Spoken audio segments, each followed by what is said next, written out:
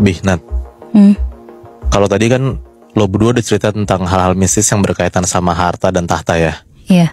Nah sekarang gue juga punya cerita yang gak beda jauh lah sama kalian. Tapi kali ini yang mau gue bahas itu peristiwa mistis yang berkaitan sama mantra. Oke. Tentang cowok yang dapetin hati cewek pakai pelet, bahkan tuh sampai nikah. Wow. Nah sampai pernikahan mereka pun juga bertahan tuh bertahun-tahun gitu loh. Sampai akhirnya si cewek ini nih pelan-pelan sadar karena terus-menerus dapet teror yang gak masuk akal. Itu inti ceritanya ya. Ini gue ceritain nih awal mulanya. Cewek ini namanya Sylvie. Di momen itu tuh udah hampir beberapa minggu dia tuh gak bisa tidur sama sekali. Nah kenapa? Karena di setiap dia tidur lagi sendirian di rumah, dia tuh selalu ngerasa kayak ditemenin sama banyak banget sosok cewek. Gak cuma satu gitu loh. Kayak di beberapa malam nih bahkan kayak sampai 3-4 cewek tuh ada di dalam kamarnya. Di sudut-sudut kamarnya ngeliatin dia aja. Bentukan cewek ini nih ada yang sekujur tubuh berdarah, ada yang bau busuk. Terus ada juga kayak beberapa bagian tubuhnya tuh cuma kelihatan tulangnya doang. Pokoknya ini macam-macam lah kuntilanaknya dibentukannya. Serem banget. Gue juga sama kayak lu, Bi. Gue dapet ceritain ini dari salah satu pendengar kita yang kaget karena sepupunya itu, yang si Sylvie ini, tiba-tiba tuh ngajuin gugatan cerai ke suaminya. Padahal kalau dilihat-lihat tuh hidup keluarga mereka tuh aman-aman aja, bahkan kayak berkecukupan gitu loh. Makanya orang ini bingung. Soalnya setiap ditanya ke sepupunya si Sylvie ini, Sylvie tuh cuma bisa jawab kalau perceraian ini nih adalah salah satu cara buat nyelamatin hidupnya. Karena terus penasaran, si pendengar kita ini nih coba cari tahu lah, dan justru nemu apa yang sebenarnya kejadian sama si Sylvie ini.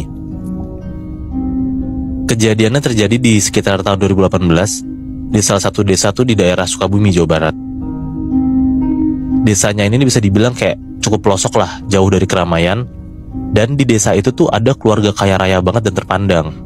Keluarga terpandang ini punya anak satu-satunya, namanya Sylvie, si cewek ini nih, umurnya 18 tahun. Si Sylvie ini terkenal banget jadi kayak kembang desa di sana karena kayak dia cantik, pinter dandan, terus juga ramah ke semua orang. Pokoknya karena dia tuh kembang desa, banyak banget cowok-cowok tuh yang suka sama dia, bahkan kayak ngeberanin diri buat ngelamar. Bener-bener yang ngelamar tuh orang-orang kaya gitu loh, Nat. Tapi semua itu ditolak sama Sylvie, dan orang tuanya pun juga nolak dengan alasan macem-macem. Ada yang bilang adatnya gak cocok, ada yang bilang auranya jelek, atau bahkan kayak sesimpel karena cowok ini jelek aja perawakannya gitu. Oke. Dan kebetulan juga si Sylvie itu juga emang gak mau cepet nikah, jadi pas lah kenapa dia nolakin cowok-cowok ini. Semua berjalan biasa aja sampai suatu hari ada kejadian aneh banget di rumahnya. Suatu malam kebetulan tuh satu desa mati listrik. Rumah Sylvie tuh udah bisa dibilang kayak rumah paling gede lah di desanya. Jadi kalau kondisi kayak gini, ya mereka beneran kayak butuh lilin yang banyak banget lah buat ditaruh di sudut-sudut ruangan gitu. Nah karena stok lilin habis, akhirnya Sylvie keluar rumah tuh, nyamperin warung tetangganya buat beli lilin. Udah dia beli, di perjalanan pulang, dia ngerasa kayak kok tiba-tiba anginnya tuh beneran kenceng banget, sejuk banget gitu. Nah tapi hembusan anginnya itu tuh arahnya dari rumah Sylvie doang. Dari jauh nih, ini kan di desa ya, lu bayangin kayak jalanannya tuh kanan kiri sawah gitu ya.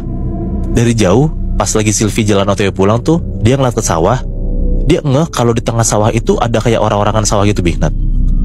Nah tapi anehnya, entah karena angin itu kenceng banget atau gimana, orang-orangan sawah itu tuh tangannya kayak gerak-gerak sendiri. Dan pas diperhatiin sama Sylvie, tangan orang-orangan sawah ini nunjuk ke rumahnya dia. Nah Sylvie kaget dong, dia kayak ngusap-ngusap mata berkali-kali buat mastiin kayak ini beneran gak sih yang dia lihat. Di usapan pertama tuh masih aman-aman aja. Usapan kedua tuh juga dia masih ngeliat orang-orangan sawah itu ada di tengah sawah. Nah tapi pas usapan ketiga, dia ngeliat jelas banget, Nat. Tiba-tiba orang-orangan sawah itu tuh udah ada di depannya Sylvie. Bener-bener cuma ada sejengkal doang kali di mukanya. Aduh. Padahal awal tuh jaraknya jauh kan, dari tengah sawah gitu. Yang lebih ngerinya lagi, jerami yang nyusun badan si orang-orangan sawah itu, pas bagian wajahnya tuh kayak ngebentuk muka senyum gitu loh ke Sylvie. Nah kaget tuh Sylvie, dia takut, dia panik, langsung lari lah ke rumahnya. Sampai ke rumah, Sylvie masih deg-degan. Dia coba manggil-manggilin tuh orang tuanya, tapi gak ada yang nyaut. Sylvie jalan lah masuk kamar orang tuanya buat ngecek nih, kayak ini kenapa gak ada yang nyaut gitu. Pas Sylvie jalan ke kamar orang tuanya, Dari jauh tuh di kamar orang tuanya dia ngeliat kayak ada cahaya gitu Nat, semacam kayak api gitulah. Nah dia mikir kayak, kan lilin habis, kok tiba-tiba ada yang nyala gitu. Langsung dicek lah sama Sylvie nih ke kamar orang tuanya. Pas Sylvie buka pintunya, dia tuh bener-bener kaget banget karena dia ngeliat bokap nyokapnya lagi tidur, tapi mulutnya tuh nganga lebar banget. Terus bokap nyokapnya tuh kayak ngeluarin suara gitu. Aduh, serem banget. Kayak orang sakaratul maut, kebayangan loh. Iya. Nah, terus di sudut kamar bokap nyokapnya tuh si Sylvie ngeliat kayak ada api terbang. Orang-orang nyebut itu kayak banaspati gitu loh, kayak semacam kiriman yang buat nyelakain orang gitu. Iya. Tahu. Dia kaget, dia cuma bisa baca doa doang. Pas dia baca doa, untungnya tuh lama-kelamaan apinya hilang. Nah, pas apinya itu hilang, bokap nyokapnya tuh kayak langsung gak sadarin diri. Nah, setelah hari itu, untuk beberapa hari bahkan beberapa minggu ke depan, bokapnya Sylvie tuh sakit tiba-tiba. Udah diperiksa ke dokter, dan dokter pun juga gak bisa ngasih keterangan kayak bokapnya kenapa gitu loh, sakit apa juga, diagnosisnya juga gak jelas gitu. Sampai suatu hari tiba-tiba ada cowok nih out of nowhere datang, namanya Herman. Umurnya pun juga cukup jauh lah sama Sylvie. Kan Sylvie kan umurnya 18 kan. Herman tuh udah kayak 30-an ke atas gitu. Herman ngaku kalau dia tuh kerja sebagai peternak ayam yang sukses. Nah awalnya Sylvie keluarga tuh kayak nggak tahu tujuannya si Herman tuh datang apa. Dan ternyata tiba-tiba banget Herman itu tuh datang buat ngelamar Sylvie. Nah Sylvie jelas-jelas nolak lah, karena kan dia juga nggak kenal sama Herman kan. Tapi anehnya kali ini nih ibunya Sylvie malah nggak nolak kayak biasanya. Tadi kan gue bilang tuh kayak ada cowok-cowok yang ngelamar Sylvie ditolak-tolakin mulu kan. Tapi untuk Herman ini nih, nyokapnya tuh kayak biasa aja gitu. Nyokapnya Sylvie tuh cuman kayak diem doang, ngangguk-ngangguk doang setiap si Herman ngomong. Terus akhirnya tiba-tiba Herman tuh pengen ketemu sama bokapnya Sylvie, dianterin lah ke kamar tidurnya. Si Herman masuk kamar tidurnya, dia duduk di pinggir kasur, terus dia bilang kayak gini ke bokapnya Sylvie ya, umur bapak udah gak lama lagi, kasian kalau gak ada sosok laki yang jaga keluarga ini. Nah, bingung banget kayak tiba-tiba kenapa sih orang asing ngomong kayak gitu maksudnya apa kan. Tapi ternyata bener Nat, gak gitu lama bokapnya Sylvie tuh beneran meninggal. Nah anehnya gak sakit, gak kenapa-napa. Meninggalnya tuh juga tiba-tiba kayak ada beberapa luka bakar di badannya. Terus lidahnya tuh kayak ngejulur panjang banget. Pokoknya kayak gak normal gitu lah meninggalnya si bokapnya Sylvie ini. Nah Sylvie tuh yakin kayaknya kejadian bokap yang meninggal ini nih ada hubungannya sama sosok api banaspati malam itu. Belum ada 40 hari dari bokapnya Sylvie meninggal, Herman tuh jadi makin rutin tuh datang ke rumah Sylvie. Gak ngapa-ngapain, kayak cuman jalan sekeliling rumahnya Sylvie, ngegali tanah kecil-kecil gitu. Bahkan ngobrol sama nyokap dan Sylvie pun jarang. Nah pas lagi sering banget tuh si Herman datang ke rumah Sylvie buat ngiterin rumahnya doang. Nah tiba-tiba nyokapnya Sylvie tuh ngajak ngobrol Herman lah. Terus nyokapnya bilang kayak gini ke Herman, ibu takut gak akan ada yang ngurusin Sylvie. Akhirnya tiba-tiba nyokapnya Sylvie tuh nyuruh Herman buat nikahin Sylvie aja.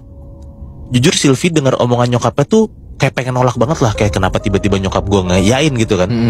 Tapi katanya pas si Sylvie ini jabat tangan sama Herman, Sylvie tuh langsung lupa aja tuh sama niat barusan. Kayak pas lagi jabatan tangan kayak iya aja jadinya gitu loh. Nah kabar tiba-tiba si Sylvie ini mau nikah sama Herman tuh bener-bener ngejutin keluarga besar Sylvie lah. Bahkan kayak seluruh warga desa gitu. Hampir setiap hari banyak banget cowok-cowok yang sempat ngelamar Sylvie tuh datang cuma pengen lihat kayak Herman tuh kayak gimana bentukannya gitu loh. Mereka tuh bingung, kayak kok tiba-tiba Sylvie tuh mau aja gitu loh diajak nikah sama cowok yang gak jelas latar belakangnya. Dan pas dilihat pun juga muka si cowok ini, si Herman ini jelek juga gitu loh. Tapi ya gimana lagi, mereka mikir kan kayak ya urusan masing-masing lah. Rencana pernikahan pun udah disiapin. Singkat cerita, beberapa minggu lagi nih si Sylvie sama Herman udah mau nikah lah. Tapi akhirnya orang-orang tuh sadar Sylvie yang sekarang tuh kayak berubah banget gitu loh. Bahkan sampai fisiknya pun juga berubah. Gak secantik dulu. Semua makeup sama skincare tuh dibuang. Alasannya katanya buat buang sial. Setiap ditanyain sama teman-teman dan tetangganya juga, Sylvie tuh juga nyautinnya malah emosi. Padahal tanya biasa aja gitu loh, kayak berubah banget lah sifat sama bentukannya gitu. Nah kalau kata orang-orang, ini nih pengaruh mantra, pengaruh pelet gitu. Herman tuh pasti main pelet tuh gitu. Nah pokoknya tuh warga desa tuh ngomong kayak gitulah. Nah tapi balik lagi, setiap Sylvie dengar kalau misalnya si Herman itu main pelet, Sylvie tuh jadi marah gitu loh. Akhirnya Sylvie tuh milih buat ngejauh dari orang-orang di sekitarnya. Jadi kayak milih Herman dibanding orang-orang yang dekat sama dia gitu. Biasanya pelaku pelet ini kan nyuci otak orang yang dia pelet buat ngerawat fisiknya gitu. Nah tujuannya apa? Karena alasannya itu biar gak ada orang lain yang suka sama dia. Jadi kayak si korban ini nih ngerasa cuman si pelaku doang lah yang menerima dia apa adanya gitu. Ini dapat juga cerita ini dari desas-desus dari beberapa tetangganya. Bahkan dulu itu tuh Sylvie bener-bener gak ngerawat tubuhnya, sampai beberapa bagian kulitnya tuh kayak kena jamur gitu Bihnat. Padahal dulu tuh cantik banget gitu dia. Gila. Nah yang bikin ngeri juga, beberapa tetangga tuh yang sempat datang ke rumah Sylvie dan deket sama Sylvie, pas mereka pulang, mereka tuh jadi kayak ketularan merah-merah gitu di sekujur badannya. Pas coba ganti baju, ternyata mereka tuh ngeliat ada kayak bagian kulit-kulit yang berjamur gitu, dan itu tuh kulitnya Sylvie nempel ke mereka gitu. Wow. Terus ada kejadian juga orang-orang yang kena merah-merah gitu ya di sekujur badannya ini. Kayak mereka tuh sering banget ngalamin tengah malam ada yang ngetuk pintu rumah dia. Terus kayak barang-barang di rumah dia tuh geser sendiri. Bahkan sampai ada yang ngebuka jendela mereka. Pas dicek juga ternyata mereka tuh ngeliat dari jauh kayak ada sosok cewek gelap, tangannya tuh ngelambai-lambai ke mereka. Pas mereka perhatiin dengan jelas, sosok cewek ini tuh fisiknya kayak Sylvie. Nah setiap hari, hampir setiap malam Bihnat, orang-orang ini ngelihat kayak tengah malam ada Sylvie gitu kayak gitu. Nah puncaknya itu, jadi kayak kalau misalnya ada pernikahan di desa itu kan biasanya beberapa hari sebelumnya tuan rumah tuh bakalan kayak ngasih hajatan gitulah, kayak ngasih makan gitu ke seluruh warga. Ada satu warga yang emang selama ini sering banget dimintain tolong sama keluarga Sylvie buat ngapain gitulah apapun itu. Namanya Tony. Tony tuh ditugasin buat nganter hajatan ke seluruh warga desa. Nah biasanya rumah Sylvie tuh jadi kayak rumahnya Tony juga, karena udah sering dimintain tolong, jadi kayak masuk-masuk aja, keluar-keluar aja gitu. Tapi kali ini semua kebutuhannya tuh bener-bener udah disiapin di depan rumahnya Sylvie. Jadi Tony tuh bener-bener gak boleh masuk sama sekali ke dalam rumahnya. Aneh sih menurut Tony, cuman dia mikir kayak ya udah aja lah gitu. Cuman Tony tuh sempat ngeliat dari celah-celah jendela yang arah ke ruang makannya si rumahnya Sylvie ya. Di sana tuh dia ngeliat kayak Sylvie tuh lagi duduk terus makan lahap banget tuh. Nah pas Tony ngeliat dengan jelas, Sylvie tuh ternyata lagi makan bunga melati Bihnat. Kaget banget lah Tony kan. Terus tiba-tiba pas Tony lagi kaget gitu, Sylvie tuh langsung kayak ngelempar tatapannya tuh ke arah Tony. Panik lah Tony, berarti dia ketahuan kan lagi ngintipin kan. Langsung tuh cabut dia dari rumahnya si Sylvie. Nah hari itu udah malam, Tony udah beresin semua urusan yang harus dia kasih ke warga-warga tuh, makanan-makanan buat nikahan si Sylvie sama Herman. Pulanglah Tony ke rumahnya. Nah seharian tuh Tony tuh gak bisa makan karena dia lagi sibuk. Nah dia kan juga dapat tuh hajatan dari Sylvie kan, makanan gitu. Pas nyampe rumah, Tony langsung bukalah beseknya. Dia ngeliat tuh kayak makanannya enak banget, ada ayam, ada segala macam gitulah. Nah pas lagi makan, dia sadar kayak pas dia mau makan di awal tuh dia belum baca doa. Nah mumpung dia inget, ya udahlah dia baca doa dulu, baru lanjut tuh makan lagi. Tapi anehnya Bihnat, abis baca doa, dia tuh ngeliat makanannya tuh kayak udah berubah gitu loh, dan rasanya nggak enak. Dia ngeliat daging ayam yang dia makan enak banget itu berubah jadi kayak daging ayam mentah, banyak banget darahnya. Terus lauk-lauknya tuh berubah jadi kayak bunga melati, ada kayak tanah kotor, ada cacingnya gitu loh. Aduh. Ya Tony kaget lah, dia langsung lempar tuh makanannya ke lantai. Terus pas dia ngelempar makanannya ke lantai, tiba-tiba dia dengar ada suara kayak gini nih, "Kok dibuang pak? Itu makanan saya."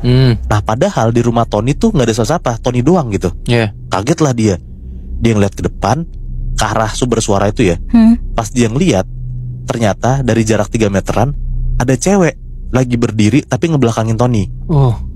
Pelan-pelan tangannya si cewek itu ditaruh ke belakang kepalanya, terus kayak nyibak rambutnya biar jadi belah tengah gitu loh. Kebayangan loh.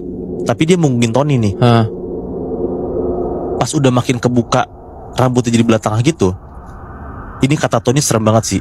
Dia ngeliat jelas banget Bihnat, di belakang kepalanya si cewek ini ternyata muncul muka lagi cewek, tapi tuh mukanya hancur gitu, dan bentuk mukanya tuh kayak Sylvie. Nah Tony langsung pingsan lah malam itu.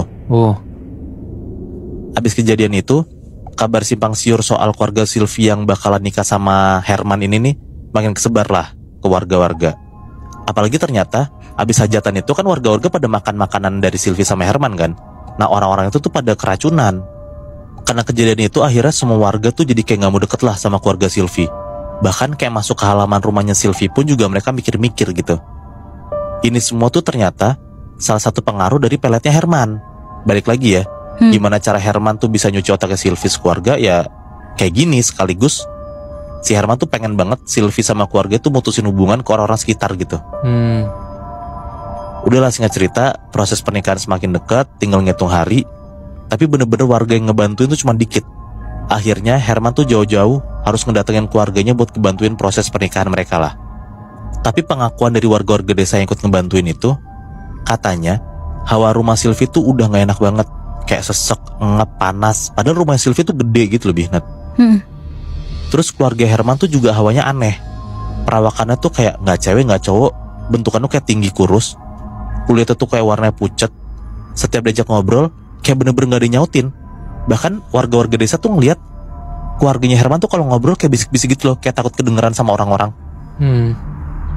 Dan yang makin aneh dan plus kagetnya lagi, semua warga desa yang kayak ngebantuin nikahannya Sylvie tuh ngeliat banyak banget ritual aneh yang harus dilakuin sama Herman sekeluarga pas proses pernikahan ini. Masa katanya siraman nikahannya tuh gak pakai air, tapi pakai air gak tahu apalah, tapi baunya tuh kayak bau anyer, bau busuk gitu loh. Orang-orang pada nanya lah ke nyokapnya Sylvie. Tapi nyokapnya Sylvie tuh kayak cuman jawab, ini semua buat tolak bala. Bau anyer itu tuh dari bau parit belakang rumah Sylvie. Pokoknya tuh kayak ngelak gitu lah. Ya jelas-jelas semua warga pada gak percaya lah, karena mereka ngeliat airnya tuh kan bener-bener peket hitam gitu. Terus baunya asalnya dari airnya itu kan. Tapi raut mukanya Sylvie tuh aneh banget, Binat. Setiap air yang disiram ke mukanya Sylvie itu, kayak siraman itu, bukannya kayak pengen muntah, tapi Sylvie tuh kayak malah antusias kesenangan gitu loh. Nggak sampai situ, setelah acara siraman, ini beneran kejadian. Si Herman itu tuh kayak langsung nyembelih beberapa ayam cemani, terus ditanam tuh ke beberapa lubang yang udah sempat digali selama ini. Nah warga-warga tuh nggak tahu lah tujuannya apa. Pokoknya dia ngeliat kayak aneh banget nih Herman kan. Akhirnya nikah lah nih si Sylvie sama Herman. Nah setelah pernikahan itu, rumah Sylvie tuh langsung sepi banget. Vibes-nya tuh bener-bener kayak nggak habis orang nikahan gitu loh. Karena kan biasanya kalau di desa orang nikahan kan berhari-hari kan, Bihnat. Ini nih pas diadain acara nikahnya, itu tuh sepi banget, gak ada yang datang gitu. Warga yang lewat pun juga cuma ngeliat doang dari jauh dan gak berani masuk ke rumah Sylvie gitu. Pokoknya setelah kejadian itu, setelah pernikahan itu, orang-orang tuh ngeliat nyokapnya Sylvie tuh lagi kayak duduk di depan teras ngelamun, tatapannya kosong dari pagi sampai malam gitu aja terus. Beberapa kali bahkan nyokapnya Sylvie tuh kayak ngobrol sendiri gitu. Adalah warga desa yang nyamperin, ditanyalah kayak, ibu kenapa gitu. Nah nyokapnya Sylvie tuh jawab, ini nih Sylvie, kalau dikasih tahu tuh nggak pernah mau denger. Nah tapi orang-orang lihat ya Sylvie nggak ada di sana gitu loh. Jadi kayak nyokapnya Sylvie tuh ngerasa ya dia lagi ngobrol sama Sylvie. Tadi kan gue bilang si Sylvie ini kan orang kaya kan. Nah dia tuh punya pembantu lah di rumahnya. Pembantu Sylvie tuh juga pernah nanya lah ke nyokapnya Sylvie, kayak Sylvie tuh di mana, kok udah nggak pernah kelihatan. Nah nyokapnya Sylvie tuh cuma jawab kayak, Sylvie tuh kecapean abis nikah besar-besaran kemarin. Jadi Sylvie sama suaminya tuh lagi istirahat di kamar terus, gak kemana-mana. Nah bahkan sebenarnya terakhir kali orang-orang tuh ngeliat Herman itu tuh cuman pas di hari pernikahan aja. Jadi kayak abis itu hilang aja gitu si Herman. Malam pertama mereka, setelah mereka berdua di kamar, gak ada lagi tuh tanda-tanda mereka keluar kamar. Bahkan kayak hilang gitu aja gitu lebih. Makanya pembantunya Sylvie tuh juga ngerasa kayak gak percaya sama omongan nyokapnya Sylvie.